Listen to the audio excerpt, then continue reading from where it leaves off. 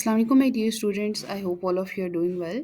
सो आज के लेक्चर में हम अपने एनबीएफ की जो न्यू बुक आपका न्यू सिलेबस आया है एफबीआईएसी का क्लास 12 का 2025, उसकी chapter number 2 computational thinking and algorithm की एक्सरसाइज के शॉर्ट क्वेश्चंस डिस्कस करेंगे जो कि आपके पेपर के पर्सपेक्टिव से भी बहुत इंपॉर्टेंट हैं, आपके पेपर में आ सकते हैं। प्लस इसी तरह के क्वेश्चन आ सकते हैं क्योंकि ज़रूरी नहीं है कि यही क्वेश्चन आए, लेकिन जो क्वेश्चंस आएँगे उनका जो लेआउट है वो ऐसा हो सकता है या इसी तरह के ये क्वेश्चंस होंगे। यानी आपने फ़ोकस इस चीज़ पे करना है कि अगर इस तरह का कोई भी क्वेश्चन आ जाता है, तो आप उसको सॉल्व कैसे करोगे? यानी मेथोडोलॉजी पे गौर करना है। मेथोडोलॉजी के से मुराद यानी मेथड कि किस तरीके से आप इन क्वेश्चंस का सॉल्यूशन लिख सकते हो या कौन से मेन पर्सपेक्टिव या मेन पॉइंट्स हैं जो आपने माइंड में रखने हैं कि अगर ऐसा क्वेश्चन आए तो आप उसको कैसे सॉल्व करोगे, राइट?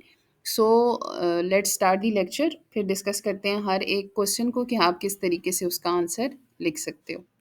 ओके, तो अब स्टार्ट करते हैं अपने शॉर्ट क्वेश्चंस। देखिए, ये जो शॉर्ट क्वेश्चन है पहले 5, ये सारे बेस्ड करते हैं हमारे इवैल्यूएशन ऑफ कंप्यूटेशनल सॉल्यूशन की बेस पे, जिसके ऊपर हम आप इन्हें कह सकते हैं कि पूरा टॉपिक को अप्लाई करके देखेंगे कि वो जो हमने क्राइटेरिया पढ़ा था कि हमारी जो एक प्रॉब्लम होती है उसका सॉल्यूशन हम फाइंड करते हैं, हम एफिशिएंसी देखते हैं, करेक्टनेस देखते हैं, क्लैरिटी देखते हैं। तो अब हम 5 प्रॉब्लम्स लेंगे और उन पाँचों प्रॉब्लम को पहले अंडरस्टैंड करके देन उनकी एफिशिएंसी उनकी देखेंगे कि कैसे हम टाइम कॉम्प्लेक्सिटी फाइंड कर सकते हैं, कैसे हम स्पेस कॉम्प्लेक्सिटी फाइंड कर सकते हैं, करेक्टनेस को कैसे मीट कर रहा है और क्लैरिटी को कैसे मीट कर रहा है। अब पहले प्रॉब्लम को समझते हैं क्योंकि जब तक प्रॉब्लम समझ नहीं आएगी तो obviously we can't find the solution, और हम ऑब्वियसली सॉल्यूशन नहीं फाइंड कर सकते उसकी, हमें पता नहीं चलेगा टाइम कॉम्प्लेक्सिटी क्या है, स्पेस कॉम्प्लेक्सिटी क्या है। तो पहले इसको समझते हैं कि प्रॉब्लम है क्या। प्रॉब्लम उन्होंने दी हुई है और उन्होंने सॉल्यूशन का तरीका भी बताया हुआ है कि आपने इसको यूज़ करके जो है वो इसको सॉल्व करना है, राइट? तो अब पहले मैंने ये एक एग्जांपल रख दी ताकि आपको प्रॉब्लम समझ में आए। जब प्रॉब्लम समझ में आएगी तो सॉल्यूशन समझना बहुत आसान हो जाएगा। प्रॉब्लम ये है कि finding the sum of digits, यानी वो कहते हैं लेट्स सपोज आपके पास एक डिजिट है 452, आपने उसका सम फाइंड करना है, बट सम कैसे फाइंड करना है ये भी उन्होंने साथ दिया हुआ है कि आप जो है वो इस तरीके से अपने ऑपरेटर यूज़ करें जिसमें आप हर एक को एक्सट्रैक्ट करें और फिर ऐड करें। यानी हर नंबर पहले एक डिजिट निकालें उसको, फिर दूसरे को और फिर तीसरे को, और इस तरीके से सम करके दें। जैसे 452 है तो 4 + 5 + 2, इसका जो सम है वो हमें चाहिए, वो हमने बेसिकली प्रोवाइड करना है, राइट? पहली प्रॉब्लम के अंदर। अब यहाँ पर इस तरह का कोड जो है वो अक्सर पहले जो पिछली प्रोग्रामिंग के क्वेश्चंस होते थे उसमें अक्सर आउटपुट के लिए दिया जाता था। अब देखें, सबसे पहले तो समझें कि हम फाइंड करेंगे कैसे। हम 2 ही ऑपरेटर यूज़ करेंगे, एक अपना डिवीज़न का और फ्लोर डिवीज़न का ऑपरेटर, और एक modulus operator that is remainder. अब रिमाइंडर हर दफ़ा हमें क्या देगा, जो हमारा आखिरी मतलब डिजिट में से लास्ट नंबर होगा या डिजिट डिजिट लास्ट डिजिट होगा वो देगा। और हम हर दफ़ा जो है वो सम के अंदर उस डिजिट को प्लस करते जाएँगे, यानी जो भी हमारा सम होगा आने वाला डिजिट उसके अंदर ऐड हो जाएगा। और दूसरा हम फाइंड करेंगे नंबर, यानी कि रिमाइंडर के बाद जो नंबर बचता है दैट इज़ फ्लोर डिवीज़न, यानी पॉइंट तो हम कंसिडर करेंगे नहीं। रिमाइंडर हमारे पास एक आ जाएगा डिजिट के अंदर जो आखिरी डिजिट को रिप्रेजेंट करेगा, और एक फ्लोर डिवीजन के थ्रू हम नंबर फाइंड कर लेंगे, यानी बेसिकली वो हमारा नंबर होगा। जैसे आप स्टेप 1 में देखें, नंबर था 452, जब 452 को 10 से डिवाइड किया तो रिमाइंडर 2 आया, 2 हमारा डिजिट आ गया दैट इज़ लास्ट डिजिट। सम शुरू में हम हमेशा 0 रखते हैं, तो शुरू में obviously sum equals to sum plus हमारा डिजिट क्या देगा हमें 0 + 2 दैट इज़ 2। और अब हमने नंबर फाइंड करना है फ्लोर डिवीजन के थ्रू, यानी पॉइंट्स हमें नहीं चाहिए पॉइंट से पहले। तो ऑब्वियसली जब हम इसको डिवाइड करेंगे, रिमाइंडर 2 है तो हमारे पास जो नंबर बचेगा वो क्या बचेगा, 10 से डिवाइड करके 45। इसका मतलब है अब हमारे पास सम 2 आ चुका है, डिजिट 2 हमारा हमने निकाल लिया, पीछे नंबर क्या बच गया 45। अब उसी 45 को हमने दोबारा जो है उसका रिमाइंडर फाइंड किया, तो रिमाइंडर अब क्या आएगा 45 डिवाइडेड बाय मॉड 10, यानी रिमाइंडर 10 हमें आंसर मिलेगा 5। अब सम क्या करेगा, सम प्लस डिजिट। पहले सम क्या था 2, अब क्या आया 5, 2 + 5 आंसर इज 7। तो 2 + 5 क्या बन गया 7।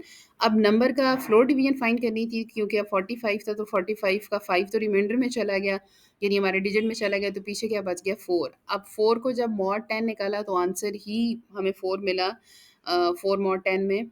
उसके बाद जब उसका सम किया, सम का मतलब क्या है 7 + 4, 7 + 4 क्या आ जाएगा 11।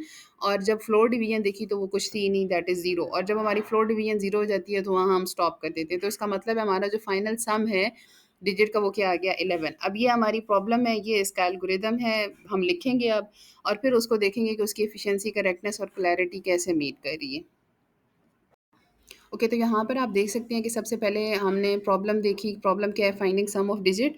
प्रॉब्लम स्टेटमेंट हमें गिवन थी कि गिवन एन इंटीजर, आपके पास इंटीजर गिवन है, आपने सम ऑफ इट्स डिजिट्स कैलकुलेट करना है, यानी जितने भी उसके डिजिट्स हैं ना, जैसे 452 था, 4 is a digit, 5 is a digit, 2 is a digit, 4 plus 5 plus 2 answer क्या होगा? 11। तो हमें वो फाइंड करना है। उसमें उन्होंने कहा कि आपने डिजिट एक्सट्रैक्शन, यानी हर डिजिट को हर स्टेप पे एक्सट्रैक्ट करना है, यानी एक डिजिट निकालना है और साथ साथ सम करते जाना है। अब यहाँ तक हमें गिवन था, जिससे हमें पता चल गया कि अच्छा हर स्टेप पे हमें एक डिजिट लेना है चाहिए और सम चाहिए। तो हमने वही एल्गोरिदम लिखा। एल्गोरिदम में आपको पता है हमेशा स्टार्ट और एंड होता है, बाकी वर्डिंग जैसे मर्जी आप लिखें, डजेंट मैटर। सो हमने क्या किया कि हमने कहा कि हम सबसे पहले तो इनपुट लेंगे नंबर का, एक वेरिएबल सम का बनाएंगे जिसको ज़ीरो रखेंगे, और जब तक हमारा नंबर, यानी वो जो 452 जैसे था, जब तक वो ज़ीरो नहीं होता तब तक हमारा लूप चलता रहेगा। लूप जब चलता रहेगा तो करेगा क्या? हर दफ़ा रिमाइंडर फाइंड करेगा, सम कैलकुलेट करेगा और नंबर फाइंड करेगा, जो हम ऑलरेडी डिस्कस कर चुके हैं, राइट? उसी को हमने सिर्फ अपनी वर्डिंग में लिख दिया कि लास्ट डिजिट उठाने के लिए मॉड ऑपरेटर यूज़ किया, और सम फाइंड करने के लिए sum equals to sum plus digit किया, और लास्ट डिजिट नंबर फाइंड करने के लिए जो रह गया, यानी लास्ट डिजिट रिमूव करने के बाद जो नंबर रह गया वो हम अपनी फ्लोर डिवीजन से निकाल लेंगे, that is number divided by 10, और वो हमारे पास जो है वो स्टोर हो जाएगा। और उसके बाद जो है वो जब ये पूरा ख़त्म हो जाएगा लूप, तो सम को हम डिस्प्ले कर देंगे और एंड कर देंगे, राइट? अब डिस्कस करते हैं कि प्रॉब्लम तो हमने समझ ली, लेकिन इसकी एफिशिएंसी कैसे निकाल सकते हैं, वो क्या होगी, और करेक्टनेस क्या होगी, और क्लैरिटी क्या है। अब अगर बात करें एफिशिएंसी की, तो हम एफिशिएंसी में 2 ही चीज़ें निकालते हैं, ये हम ऑलरेडी अपने पिछले लेक्चर्स के अंदर डिस्कस कर चुके हैं कि एफिशिएंसी फाइंड करते हैं टाइम कॉम्प्लेक्सिटी और स्पेस कॉम्प्लेक्सिटी। टाइम कॉम्प्लेक्सिटी का मतलब क्या होता है कि अगर हमारी इनपुट, यानी नंबर ऑफ स्टेप्स इंक्रीज़ हो जाते हैं, यानी हमारी इनपुट बेसिकली इंक्रीज़ हो तो नंबर ऑफ स्टेप्स इंक्रीज़ होंगे, तो हमारी टाइम कॉम्प्लेक्सिटी पे कितना फ़र्क आएगा। अब आप देख रहे हैं कि 452 था, तो मेरे पास कम टाइम के अंदर मैंने कम नंबर ऑफ स्टेप्स लगे, कम नंबर ऑफ स्टेप्स लगे तो इसका मतलब है जल्दी काम हो गया। लेकिन अगर यही नंबर मैं 4, 5, 2, 3, 6, 7 समथिंग कोई 10 डिजिट का नंबर ले लेती हूँ, राइट? तो अब अगर 10 डिजिट होंगे तो आप देखें हर स्टेप पे कि एक डिजिट एक्सट्रैक्ट हो रहा है और फिर एक सम उसका, मतलब हर स्टेप पे एक कैलकुलेशन हो रही है।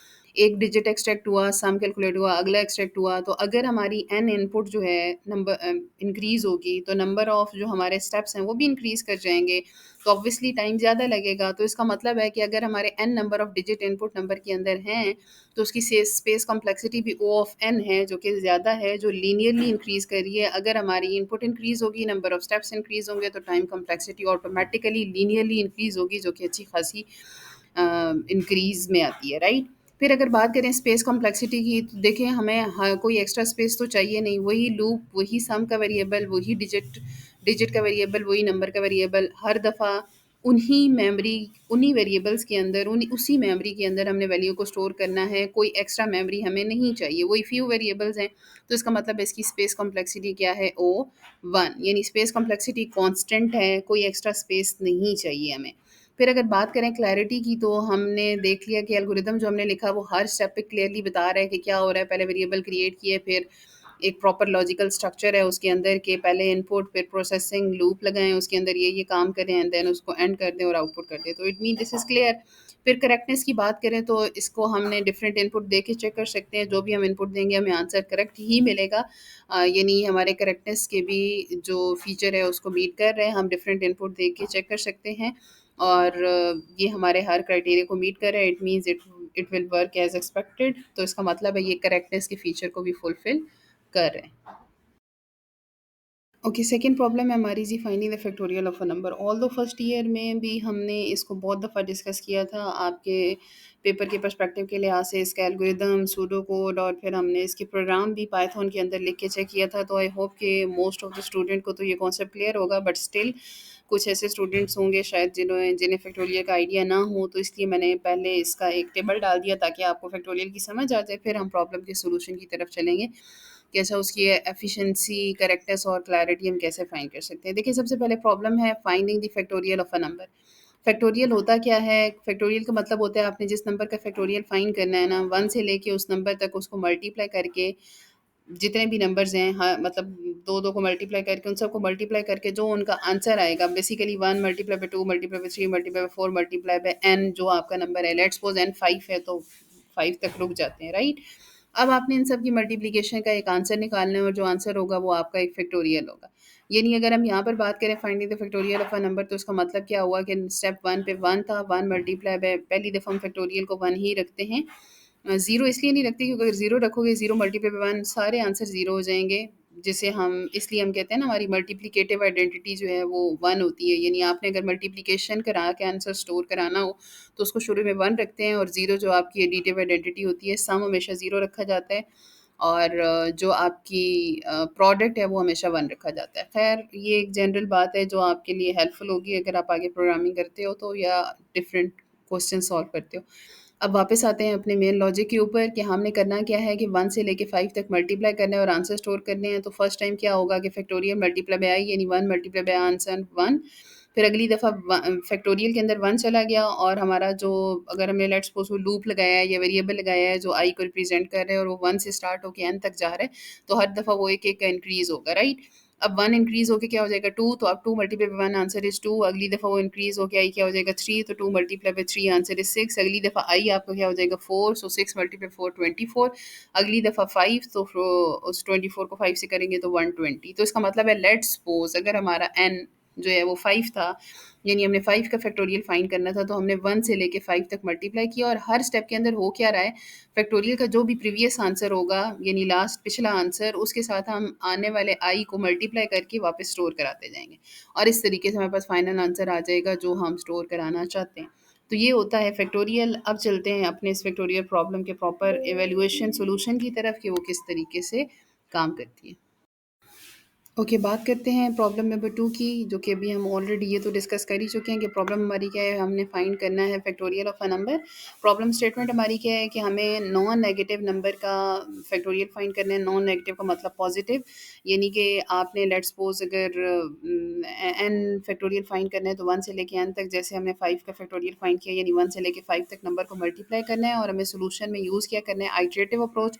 आइटरेटिव किसे कहते हैं, जहाँ रिपीटिशन होती है, यानी बेसिकली सीधा सीधा लूप, यानी हमें लूप यूज़ करना है और ये हम ऑलरेडी डिस्कस भी कर चुके हैं कि हम यूज़ करेंगे कैसे। हमने सबसे पहले हमें इनपुट चाहिए नंबर, उसके बाद हमें फैक्टोरियल चाहिए जो हम शुरू में 1 रखेंगे और उसके बाद हमें लूप चाहिए जो 1 से लेके n तक रन करेगा, यानी नंबर तक 5 तक रन करेगा और हर दफ़ा हमें करना क्या है, फैक्टोरियल के साथ आई जो भी इंक्रीमेंट होगा उसको मल्टीप्लाई करता जाना है और आई को प्लस करते जाना है। यानी पहली दफ़ा आई 1 होगा, 1 मल्टीप्लाई बाय फैक्टोरियल 1 आंसर 1। अगली दफ़ा वो 2 होगा तो 2 मल्टीप्लाई बाय 1 आंसर इज़ 2। अगली दफ़ा 3 2s are 6 and so on, जो हम पहले डिस्कस कर चुके हैं। तो इस तरीके से जब ये एंड पे आएगा हमारे पास, तो फैक्टोरियल के अंदर हमारा फाइनल फैक्टोरियल सेव हो चुका होगा जो भी n नंबर होगा उस तक। एग्जाम्पल में हमने 5 कंसिडर किया। अब ये तो बात हमें समझ में आ गई कि ठीक है ये एल्गोरिदम है। अब बात करते हैं कि इसकी एफिशिएंसी, क्लैरिटी और करेक्टनेस कैसे मीट कर रही है एक एफिशिएंट कंप्यूटेशनल सॉल्यूशन के क्राइटेरिया को मीट करने के लिए। अगर सबसे पहले बात करें एफिशिएंसी की, तो फिर वही 2 चीज़ें, एक टाइम कॉम्प्लेक्सिटी, एक स्पेस कॉम्प्लेक्सिटी। और हमने कहा था कि टाइम कॉम्प्लेक्सिटी जो है वो हमारी बेसिकली वही है कि हमारी इनपुट इंक्रीज़ हो तो नंबर ऑफ़ स्टेप्स इंक्रीज़ हो जाते हैं, तो ऑब्वियसली टाइम हमें ज़्यादा चाहिए होगा। अब देखिए हमने फैक्टोरियल कैलकुलेट करना है तो इट्स ऑब्वियस कि हमारी जब नंबर बढ़ेगा तो हमारे लूप की आइट्रेशंस बढ़ेंगी, यानी हमें टाइम ज़्यादा लगेगा उसका कैलकुलेट करने में। यानी अगर नंबर 5 था तो 5 टाइम लूप रन हुआ, नंबर 500 होगा तो 500 टाइम हमें लूप रन करना पड़ेगा, क्योंकि हर दफ़ा उसने मल्टीप्लिकेशन करनी है, आंसर स्टोर करना है। तो इसका मतलब है कि इसकी जो टाइम कॉम्प्लेक्सिटी है वो बहुत ज़्यादा है, दैट इज़ ओ एन। यानी एन हमारी इनपुट साइज़ है, इनपुट साइज़ इंक्रीज़ होगा तो automatically number of steps increase होंगे, तो इट मीन लीनियरली यानी अच्छी खासी अमाउंट में हमारा जो टाइम है वो इंक्रीज़ हो जाएगा। तो मतलब टाइम जो हमारा कंसर्न रिक्वायरमेंट है वो इंक्रीज़ हो जाएगी। सो ओ एन क्यों है, क्योंकि लूप को एन टाइम रन करना पड़ेगा, ऑलरेडी हम डिस्कस कर चुके हैं, that's why time complexity is O n. Space complexity में अगर आप देखें तो वही वेरिएबल हैं, चाहे 5 इनपुट आएगी तब भी मुझे वही वेरिएबल चाहिए, उन्हीं के अंदर डाटा स्टोर करना है, और चाहे 500 मैं इनपुट दूँ तब भी मुझे स्पेस तो उतनी ही चाहिए, वही वेरिएबल्स हैं, उन्हीं के अंदर डाटा को स्टोर करना है। ऑल्दो टाइम इंक्रीज़ हो रहा है बट स्पेस एक्स्ट्रा नहीं लगेगी, वही लगेगी, क्योंकि उसी को रीयूज़ करते जाना है हमने, उसी के अंदर डाटा पिछला रेज़ होता जाएगा। जैसे फैक्टोरियल के अंदर हमेशा आंसर अपडेट हो रहा है और आई के अंदर वैल्यू अपडेट हो रही है, पहले 1 फिर 2 फिर 3 फिर 4, तो हम उसी मेमोरी के अंदर डाटा को रेज़ करके दोबारा स्टोर किए जा रहे हैं, so we don't require any extra space, वही वेरिएबल्स के थ्रू काम चल जाएगा। बाकी अगर क्लैरिटी की बात करें तो सॉल्यूशन एक क्लियर स्टेप्स के अंदर लिखा हुआ है, हमें समझने में आसानी हो रही है, एक लॉजिकल स्ट्रक्चर है, इनपुट लेनी है, लूप लगाना है, प्रोसेस करना है, आउटपुट करना है। सिमिलरली अगर करेक्टनेस की बात करें तो आप जो मर्ज़ी इसको इनपुट दे के देखें, स्टार्ट से एंड तक वो सिंपली फैक्टोरियल को मल्टीप्लाई करता जाएगा और आपको करेक्ट आंसर देगा। तो इसका मतलब है कि इस तरीके से ये इन तीनों क्राइटेरिया को मीट कर रहे हैं और हमें एक एफिशिएंट सॉल्यूशन जो है वो प्रोवाइड कर रहे हैं। Okay, so let's understand problem number three. Problem number three में हमारे पास एक लिस्ट गिवन है। उन्होंने हमें कहा है कि आपके पास अगर कोई भी लिस्ट हो, वैसे लिस्ट गिवन नहीं है, उन्होंने जनरल कहा कि अगर कोई भी लिस्ट गिवन हो तो आप उस लिस्ट के अंदर से लार्जेस्ट नंबर कैसे फाइंड करोगे। अब किसी भी लिस्ट में से लार्जेस्ट नंबर फाइंड करने का सबसे आसान तरीका ये होता है कि आप जो है वो पहले नंबर को सबसे पहले लार्जेस्ट कंसिडर कर लें और उसके बाद पहले नंबर को हर अगले एलिमेंट से कंपेयर करते जाओ। और जहाँ पर भी आपका जो लार्जेस्ट के अंदर का नंबर होगा वो अगर अगले कंपेयर किए गए नंबर से बड़ा होगा तो लार्जेस्ट नंबर के अंदर वो डाल दो, राइट। और ये सिंपल सी लॉजिक है जो हमेशा हम यूज़ करते हैं कि सबसे पहले पहले नंबर को कंसिडर करना है लार्जेस्ट नंबर, हर एक से कंपेयर करते जाना है और जिससे कंपेयर करोगे अगर वो बड़ा है तो लार्जेस्ट के अंदर उसको रिप्लेस कर दो। जैसा कि एग्जांपल में आपको नज़र आ रहा है कि 3, 12, 7, 25, 8 है। तो हमने क्या कहा कि करंट जो नंबर 3 था उसी को पहले कंसिडर कर लेंगे, ये लार्जेस्ट नंबर है, राइट। और अब अपने नंबर को कंपेयर करते जाएंगे अपने लार्जेस्ट नंबर से और उसके बाद जो है वो लार्जेस्ट को अपडेट करते जाएँगे। अब सबसे पहले 3 था, 3 को 3 से कंपेयर करेंगे पहली दफ़ा तो क्योंकि इक्वल है तो वही रहेगा, कोई चेंज नहीं आएगा। अगली दफ़ा हम करेंगे 12। अब लार्जेस्ट के अंदर 3 सेव है और हमारा नंबर 12 है। तो हम कंसिडर करेंगे 12 is greater than 3, condition true, यानी हमारा जो नंबर है आने वाला नेक्स्ट नंबर वो बड़ा है लार्जेस्ट से, तो अपडेट कर दो। अब लार्जेस्ट के अंदर से 3 रिमूव हो जाएगा और 12 अपडेट हो जाएगा। अगली दफ़ा कंपेयर करेंगे 7। अब 7 इज़ ग्रेटर देन 12, लार्जेस्ट यानी बेसिकली नंबर को रिप्रेजेंट कर रहे हैं 7 और लार्जेस्ट को 12। तो कंडीशन इज़ फॉल्स, तो कोई चेंज नहीं आएगा यानी कुछ भी अपडेट नहीं होगा और हम आगे अगली आइट्रेशन यानी अगले लूप के जो है वो एग्जीक्यूशन पे चले जाएंगे। अब अगले दफ़ा जब जाएंगे तो हमारा इंडेक्स अपडेट होकर नंबर जो अगला आ जाएगा वो 25। 25 को चेक करेंगे, 25 is greater than largest, yes true, तो अपडेट कर दें। अगली दफ़ा जाके फिर अगला नंबर चेक करेंगे, 8, 8 ग्रेटर देन लार्जेस्ट 25, नो। सो कोई अपडेट नहीं होगा, अब हमारी लिस्ट ख़त्म हो गई है। तो इस तरीके से जब हमारा लूप एंड होगा तो जो भी हमारे पास आखिरी एलिमेंट होगा वो हमारा लार्जेस्ट नंबर होगा, right. Now let's move toward the evaluation of this computational problem solution. सबसे पहले आप देख सकते हैं कि हमें प्रॉब्लम में कहा गया कि find the largest number in a list, ये बात हमें पता है। उन्होंने कहा आपके पास लिस्ट ऑफ इंटीजर होगी जो हमने देख ली, इसी तरह की कोई लिस्ट हो सकती है, उसमें से लार्जेस्ट नंबर फाइंड करना है। सॉल्यूशन में उन्होंने कहा कि आपने लीनियर स्कैन करना है। लीनियर स्कैन का मतलब वही बात है कि एक को ले हर एक को लेके और उसे फिर कंपेयर कर करके हर एक से and then one by one check करके आपने बताना है। तो अगर एल्गोरिदम की बात करें तो वही बात, start input list of number, largest को सबसे पहले एलिमेंट कंसिडर कर लेंगे हम, उसके बाद लूप चलाएंगे।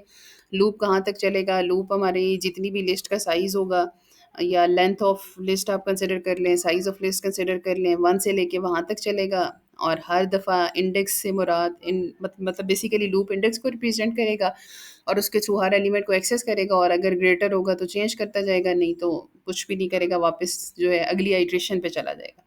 और इस तरीके से जब लूप हमारा ख़त्म होगा, एंड होगा, तो हमारे पास लार्जेस्ट नंबर आ चुका होगा और उसके बाद हमारा लूप एंड हो जाएगा। तो इस तरीके से एल्गोरिदम आप किसी भी तरीके से लिख सकते हैं, it's all up to you. Wording की फॉर्म में लिख लें, इस तरह लिख लें, इस इट डज़न्ट मैटर। अगर वर्डिंग की फॉर्म में लिखना चाहते हैं तो आप लिख सकते हैं, ज़रूरी नहीं है कि इस तरह। ये ऑलमोस्ट सूडो कोड की तरफ जा रहा है, यानी हमने आधे से ज़्यादा जो है वो मेथोडोलॉजीज़ वो वाली यूज़ की हैं। तो एल्गोरिदम आप किसी भी तरीके से लिख सकते हैं, सीधा-सीधा आप यूँ भी लिख सकते हैं कि एक फॉर लूप लिया हमने, यानी use the for loop that will iterate each element of the list using loop variable and all that. अपनी वर्डिंग में जैसे मर्ज़ी लिखना चाहे लिख सकते हैं। एल्गोरिदम जो है वो सिंपल इंग्लिश वर्डिंग में होता है, ठीक है। ये जितना हमने लिखा है ये ऑलमोस्ट सूडो कोड की तरफ भी जा रहा है, but it's okay, you can use this also as an algorithm. Okay, तो अब ये बात हमने कर ली। अब बात करते हैं नेक्स्ट इसकी एफिशिएंसी, क्लैरिटी और करेक्टनेस की, कि ये उसके क्राइटेरिया को कैसे मीट कर रहे हैं। एफिशिएंसी के अंदर हम 2 ही चीज़ें डिस्कस करते हैं, टाइम कॉम्प्लेक्सिटी और स्पेस कॉम्प्लेक्सिटी। अब देखें, अगर टाइम कॉम्प्लेक्सिटी की बात करें तो हमारे पास अगर हमने एक लार्जेस्ट नंबर फाइंड करना है जो कि 5 एलिमेंट की लिस्ट में से फाइंड करना है, तो हमें 5 कंपैरिज़न करने होंगे और हम 5 कंपैरिज़न करके नंबर को फाइंड कर लेंगे। तो इसका मतलब है टाइम कम लगा। लेकिन अगर वही मेरी लिस्ट 500 एलिमेंट्स की है, यानी एन इनपुट साइज़ इंक्रीज़ हो गया तो नंबर ऑफ स्टेप्स भी इंक्रीज़ हो गए। क्यों? क्योंकि अब 500 कंपैरिज़न करने पड़ेंगे, यानी आपके लूप को 500 टाइम रिपीट होना पड़ेगा। रिपीट करना पड़ेगा। सो इसका मतलब क्या हुआ कि अगर इनपुट इंक्रीज़ होती है तो नंबर ऑफ़ स्टेप्स भी इंक्रीज़ हो जाते हैं। 5 एलिमेंट के लिए 5 टाइम्स लूप रन होगा, 500 एलिमेंट्स के लिए 500 टाइम लूप रन होगा, तो नंबर ऑफ़ स्टेप्स इंक्रीज़ हो गए तो टाइम ज़्यादा लगेगा और हमारी जो टाइम कॉम्प्लेक्सिटी है वो ओएन दैट इज़ लीनियरली यानी इन जितनी इनपुट साइज़ इंक्रीज़ होगा उतना ही टाइम कॉम्प्लेक्सिटी इंक्रीज़ होती जाएगी। और अगर स्पेस कॉम्प्लेक्सिटी की बात करें तो फिर वही बात कि चाहे मेरे पास 5 एलिमेंट है या 500 एलिमेंट है, वही वेरिएबल्स हैं, उन्हीं के अंदर हम वैल्यू को स्टोर करेंगे और दोबारा जो है वो उसी के अंदर अपडेट करते जाएँगे। तो इसका मतलब क्या है कि स्पेस कॉम्प्लेक्सिटी कांस्टेंट है, उन्हीं वेरिएबल्स को हमने रीयूज़ करना है, we don't need any extra variables. जो शुरू में हम बनाएँगे वही एंड तक रहेंगे, चाहे 5 एलिमेंट हो लिस्ट के या 500 एलिमेंट। क्लैरिटी की बात करें तो वो 3 क्राइटेरिया जो हमने कहा था कि प्रॉपर लॉजिकल स्ट्रक्चर होता है और ईज़ी टू अंडरस्टैंड होता है, तो ये उसको मीट कर रहा है। You can see here proper input, process और आउटपुट को हमने एक्सप्लेन किया। सो ये क्लियर सॉल्यूशन है that is easy to understand for beginners as well, यानी एज़ अ बिगिनर भी कोई इसको देखेगा तो उसको आराम से समझ में आ जाएगा कि अच्छा स्टेप बाय स्टेप क्या हो रहा है। सो इसका मतलब क्या है कि एक-एक को हम लेके कंपेयर कर रहे हैं एंड देन लार्जेस्ट को अपडेट करते जा रहे हैं। तो सो इट मीन्स कि क्लैरिटी को भी मैं ये मीट कर रहा है। फिर करेक्टनेस की बात करें तो आप देख रहे हैं कि ये सिंपली जो है वो हमने पहले एलिमेंट को कंसिडर किया लार्जेस्ट, उसे हर एक से कंपेयर करते गए और अपडेट करते गए। सो ये हमें प्रॉपरली करेक्ट आंसर दे रहा है अकॉर्डिंग टू आवर रिक्वायरमेंट्स, यानी हमारी रिक्वायरमेंट्स को प्रॉपरली मीट कर रहा है। हम इसे डिफरेंट इनपुट दे के देख सकते हैं और ये हमारे लिए बोथ पॉजिटिव और नेगेटिव वैल्यू के लिए काम करेगा, यानी अगर पॉजिटिव और नेगेटिव वैल्यू दोनों भी इंसर्ट करके हम चेक कर लें, जैसे हमने कहा था ना हम डिफरेंट इनपुट दे के चेक करते हैं, तो हम इसे डिफरेंट तरह की इनपुट दे के चेक कर सकते हैं कि हर तरह से ये हमारी जो रिक्वायरमेंट्स हैं उनको मीट कर रहे हैं और हमें करेक्ट आंसर देगा after every test case. Test case का मतलब जो हम डिफरेंट केसेस अप्लाई करके इसकी टेस्टिंग करेंगे या चेकिंग करेंगे कि क्या ये करेक्ट आंसर देता है, एक्यूरेट आंसर देता है या फिर नहीं देता। Okay, now let's talk about the next problem. अगली प्रॉब्लम ये है कि हमने सबसे पहले ये देखना है कि हमारा नंबर प्राइम है या नहीं। ये जितने भी वैसे उन्होंने प्रॉब्लम दी है ना, ये कॉमन प्रॉब्लम्स हैं और इनके अक्सर प्रोग्राम्स भी आपने फर्स्ट ईयर में किए होंगे, तो आई नो कि आपको कॉन्सेप्ट्स होंगे। तो आपके लिए उसको अप्लाई करना कोई मुश्किल नहीं होगा। लेकिन स्टिल कुछ स्टूडेंट्स जिनको वो कॉन्सेप्ट्स क्लियर नहीं है, तो मैंने यहाँ पर फिर स्टिल जो है इनकी एक्सप्लेनेशन ऐड कर दी ताकि आपके लिए करना आसान हो। यही algorithm, flow chart, sorry pseudo code जो है वो फिर कोड में कन्वर्ट हो जाते हैं। सिंपल वेरिएबल बनाए जाते हैं और कोड का स्ट्रक्चर दे दिया जाता है। ओके, सो अब बात करते हैं कि प्राइम नंबर कैसे फाइंड करते हैं। ये बेसिकली हमारा प्राइम नंबर का प्रोग्राम है। देखिए, प्राइम नंबर फाइंड करने का आसान तरीका ये होता है कि आपने पहले ये देखते हैं कि प्राइम नंबर होता क्या है, फिर तरीके की तरफ चलते हैं। देखिए, प्राइम नंबर आपका होता है वो नंबर जो अपने अलावा किसी पे डिवाइड नहीं होता, ठीक है? 1 को छोड़ के, क्योंकि 1 पे तो ऑब्वियसली हर नंबर डिविजिबल होता है। 2 से स्टार्ट होते हैं और उससे आगे जितने भी नंबर हैं जो अपने अलावा किसी पे भी डिवाइड नहीं होते, यानी उनका कोई और फैक्टर ही एग्ज़िस्ट नहीं करता, तो वो प्राइम नंबर होते हैं। फॉर एग्ज़ाम्पल 2 सिर्फ़ खुद पे और 1 पे ही डिवाइड होता है, 2 वन्स आर 2 बस, 3 ones are 3, 7 ones are 7, 11 ones are 11। तो इसका मतलब क्या हुआ, 2, 3, 5, 7, 5 इज़ ऑल्सो इंक्लूडेड, 5, 7, 11 ये सारे प्राइम नंबर हैं क्योंकि अपने अलावा किसी पे डिवाइड नहीं होते। सो इसका मतलब क्या हुआ कि ये हमारे उस क्राइटेरिया को मीट कर रहे हैं, यानी हमारे पास जो है वो ये वो तमाम नंबर्स हैं जो कि प्राइम के अंदर आते हैं। अब इनको फाइंड करने का आसान तरीका क्या है? देखिए, हम अब पहले हमने एक मेथोडोलॉजी बनानी है, यानी तरीका बनाना है कि हम ये कैसे फाइंड करेंगे, हम कैसे चेक करेंगे कि वो अपने अलावा किसी पे डिवाइड नहीं होते। क्यों ना हम कोई ऐसा तरीका अपनाएँ जिसमें हम उसको उन नंबर तक चेक करें जहाँ तक पॉसिबल है कि उसके फैक्टर एग्ज़िस्ट कर रहे होंगे।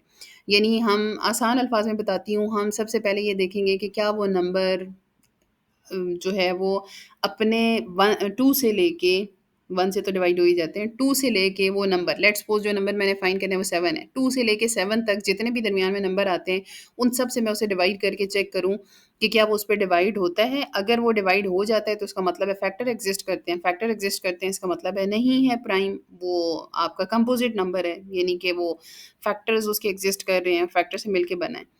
अब अगर मैं ये काम करूँ कि मैं उसे 2 से लेके उस नंबर तक डिवाइड करूँ, 7 में तो कम होगा, लेकिन लेट्स सपोज़ मैंने जो नंबर लेना है वो समथिंग 711 है, राइट? 711 यानी 711 है। तो आप देखें फिर मैं 2 से लेके 711 तक तो डिवाइड करके चेक करूँगी तो फिर तो हमारी काम बहुत मुश्किल हो जाएगा, राइट? अब हमें ये बात पता है कि अगर कोई भी नंबर है तो उसके जो फैक्टर्स होते हैं वो उसके हाफ़ से, या आप यूँ कह लें कि उसका जो स्क्वायर रूट होता है उससे हमेशा छोटे ही होते हैं, उससे बड़े नहीं हो सकते। अ, यानी कि अब जैसे मैं अगर 2 से लेके 7 तक या 29 की बात करूँ फॉर एग्ज़ाम्पल, अगर 29 का मैं हाफ़ भी ले लूँ, तो कभी भी उसका फैक्टर हाफ़ से बड़ा नहीं होगा। हाफ़ भी आप यूज़ कर सकते हैं, बट फिर वही बात कि हमने एफ़िशिएंसी को माइंड में रखना है, तो एफ़िशिएंसी के लिहाज़ से उससे भी ज़्यादा ऑप्शन बेहतर क्या होती है कि आप उसका स्क्वायर रूट फाइंड कर लें और उस नंबर को 2 से लेके उसके स्क्वायर रूट तक डिवाइड करके चेक करें। अगर तो वो किसी भी इन नंबर से डिवाइड हो जाता है, यानी स्क्वायर रूट का जो आंसर आता है, उस तक में से किसी भी नंबर से डिवाइड हो जाता है, तो इसका मतलब है उसके फैक्टर एग्ज़िस्ट करते हैं, और अगर उसके फैक्टर एग्ज़िस्ट करते हैं, तो इसका मतलब है वो कंपोज़िट नंबर है, वो प्राइम नहीं है। और अगर वो 2 से लेके उसके स्क्वायर रूट का जो आंसर है, उस तक के जितने नंबर हैं, उनसे डिवाइड करके चेक करें और वो किसी से भी डिवाइड नहीं होता, तो इसका मतलब है कि वो एक प्राइम नंबर है। और ये हमारी टाइम, स्पेस, कॉम्प्लेक्सिटी और जितने ये एलिमेंट्स हैं, उनको अगर माइंड में रखें, तो वो ज़्यादा बेहतर एफ़िशिएंट सॉल्यूशन देता है, राइट? हाफ़ वाला भी तरीका ठीक है, लेकिन हाफ़ के लिहाज़ से जो है वो हमारी टाइम कॉम्प्लेक्सिटी इंक्रीज़ हो जाती है। क्यों? क्योंकि हाफ़ में बड़ा आंसर मिलता है, नंबर ऑफ़ स्टेप्स ज़्यादा चाहिए होते हैं, तो जब नंबर ऑफ़ स्टेप्स ज़्यादा चाहिए होंगे, तो हमारी टाइम कॉम्प्लेक्सिटी पे फ़र्क पड़ेगा। लेकिन अगर स्क्वायर रूट लेंगे तो उससे भी छोटा नंबर आएगा, और ये रूल एप्लीकेबल है, और हमने इसकी करेक्टनेस भी चेक कर सकते हैं कि हमेशा हमें करेक्ट आंसर देगा, यानी गलत नहीं देगा, क्योंकि फैक्टर उससे बड़े हो नहीं सकते। सो 29 का हमने स्क्वायर रूट निकाला, 5.3 पॉइंट को तो इग्नोर करेंगे, सो हम 5 कंसिडर करेंगे। So check divisibility from 2 to 5। अब चेक करो कि 2 से लेके 5 तक क्या ये किसी से भी डिवाइड होता है, यानी 29 को पहले 2 से डिवाइड करके चेक करो, फिर 29 को 3 से करके चेक करो, फिर 4 से चेक करो, फिर 5 से चेक करो। और डिवीजन के लिए ये बात हम पहले कई दफ़ा डिस्कस कर चुके हैं कि हम रिमाइंडर यानी मॉडुलस ऑपरेटर यूज़ करते हैं, और अगर मॉडुलस ऑपरेटर रिमाइंडर वाले का आंसर 0 आए, तो इसका मतलब है वो फुली डिवाइड हो गया है, और अगर 0 के अलावा कुछ भी आए, तो इसका मतलब है वो फुली डिवाइड नहीं हो रहा, और अगर फुली डिवाइड नहीं हो रहा, तो इसका मतलब है कि वो उससे फुली डिविजिबल नहीं है, राइट? यानी बेसिकली फैक्टर उसका, वो नंबर उसका फैक्टर नहीं है। तो इसका मतलब है कि हमने अब 29 को 2 से लेके 5 तक डिवाइड करना है। तो हमने जब 2 से डिवाइड किया, तो हमें रिमाइंडर 1 मिला, 0 नहीं है, तो इसका मतलब है डिविजिबल नहीं है। 3 से चेक किया, तो हमें रिमाइंडर 2 मिला, इसका मतलब है 0 नहीं है, तो ये भी डिविजिबल नहीं है। फिर हमने 4 से डिवाइड करके चेक किया, तो हमें रिमाइंडर 1 मिला, that is also not equals to 0, so इसका मतलब इट इज़ नॉट डिविजिबल। फिर 5 से चेक किया, नॉट डिविजिबल। तो इसका मतलब क्या हुआ कि इसके कोई भी फैक्टर एग्ज़िस्ट नहीं करते, ये किसी से भी डिविजिबल नहीं है, तो इसका मतलब है कि ये हमारा एक प्राइम नंबर है, राइट? अब यही वाली लॉजिक 29 की जगह n हो सकता है, और n कोई भी नंबर हो सकता है, और उसको माइंड में रख के हम इसकी लॉजिक को अब डिस्कस करेंगे, और फिर हम देखेंगे कि ये कैसे एक एफिशिएंट सॉल्यूशन प्रोवाइड करता है in terms of time, space, complexity, clarity and correctness.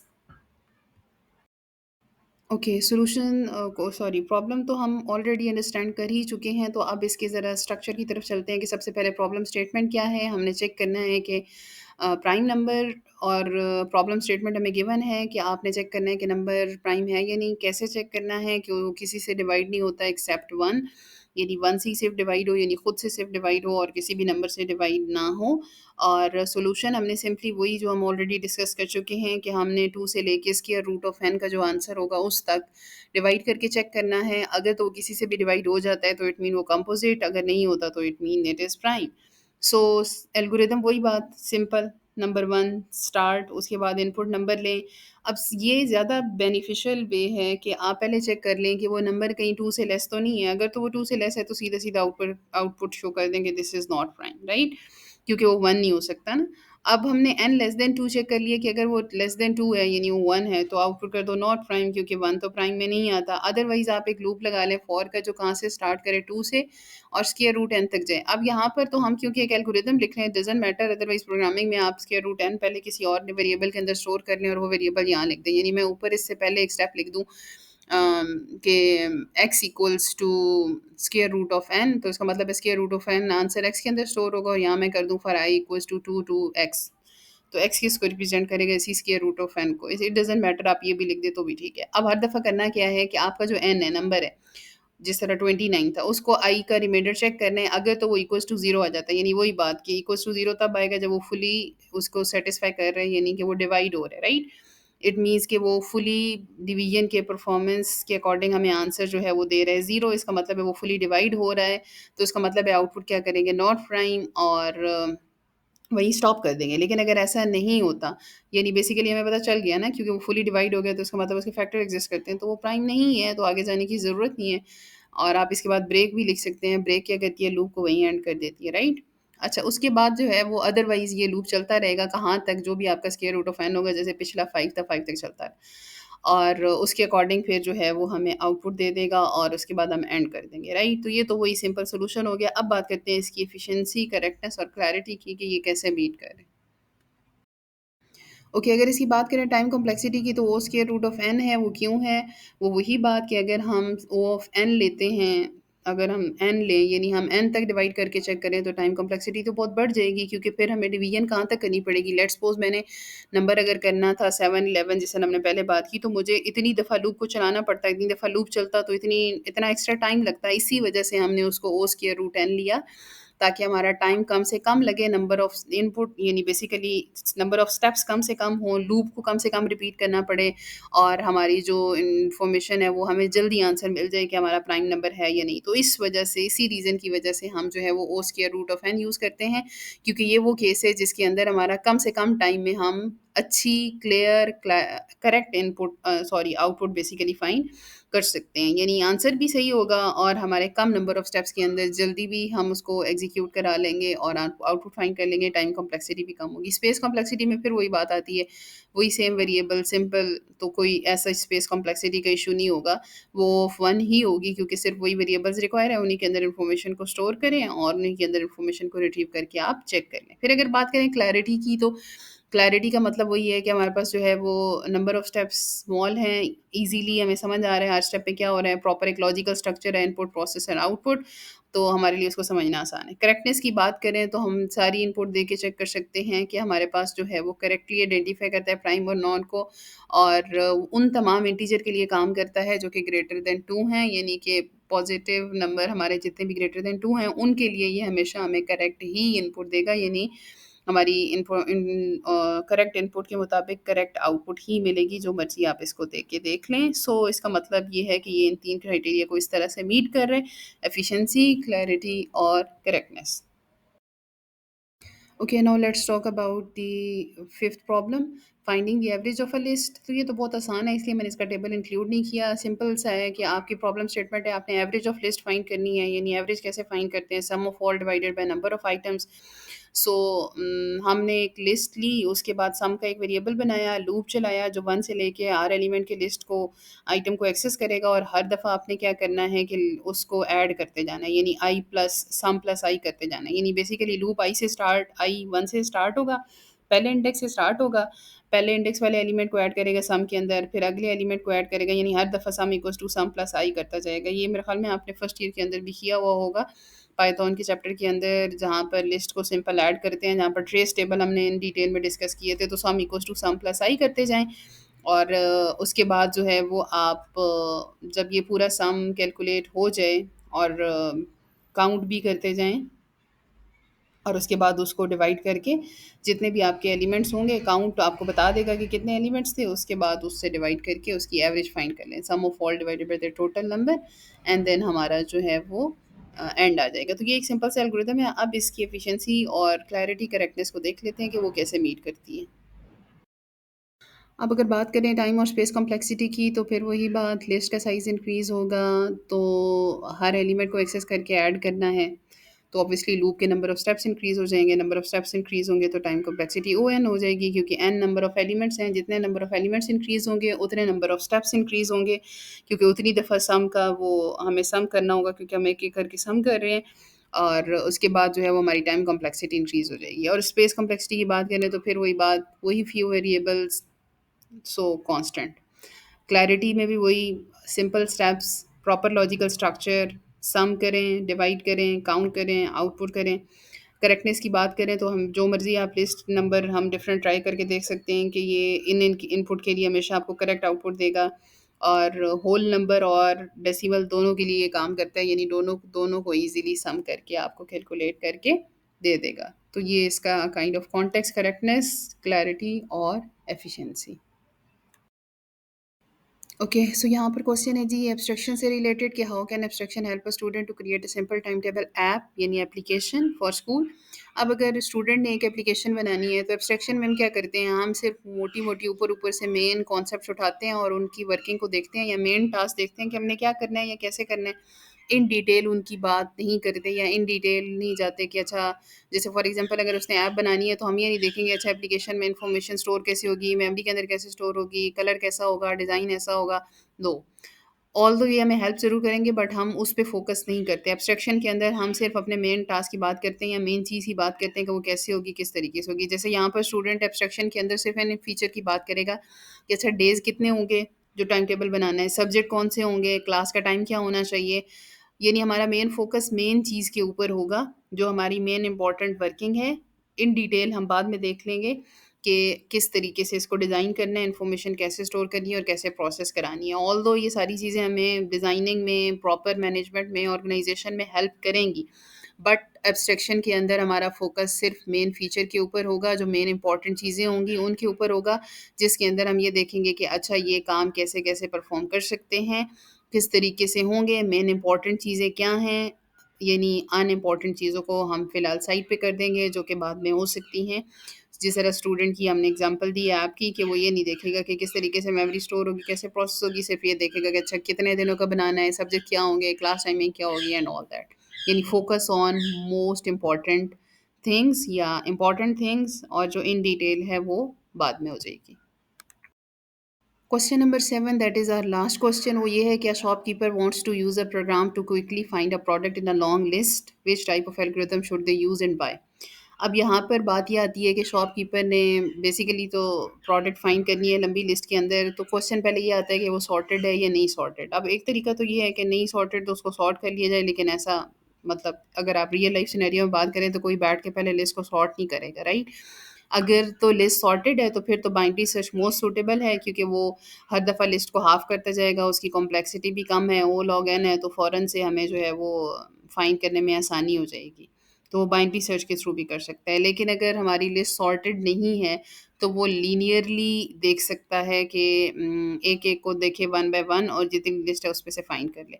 अब आप सिंपल ये देखें कि जैसे अगर वो लिस्ट अल्फ़ाबेटिक ऑर्डर में होगी तो वो बजाए इसके कि अम एक-एक को देखें, वो डायरेक्ट देखेंगे अच्छा कहाँ ए आ रहा है, अच्छा ये जो मैंने आइटम प्रोडक्ट सर्च करना है, लेट्स सपोज़ वो कोई एफ से स्टार्ट हो रहा है, तो वो नीचे उसको हाफ में कर लेगा। अच्छा चलो पहले मुझे ये नज़र आ रहा है कि ये डी है, राइट? अच्छा आप डी से आगे चले जाओ, तो इसका मतलब क्या है कि वो आहिस्ता-आहिस्ता करके हाफ-हाफ करके उस एलिमेंट तक पहुँचेगा। लेट्स सपोज़ वो वी है, तो वो पहले एफ देखेगा, अच्छा फिर थोड़ा-सा नीचे आएगा, फिर उससे थोड़ा-सा नीचे आएगा, तो इसका मतलब क्या है कि वो उसके अकॉर्डिंग उसको हाफ करता जा रहे हैं एंड देन उसके अकॉर्डिंग देखता जा रहा है, राइट? तो ये तरीका है। आप आंसर में लिख सकते हैं, अगर तो आंसर में गिवन है कि सॉर्टेड है तो फिर तो कंफर्म बात है binary search is more suitable.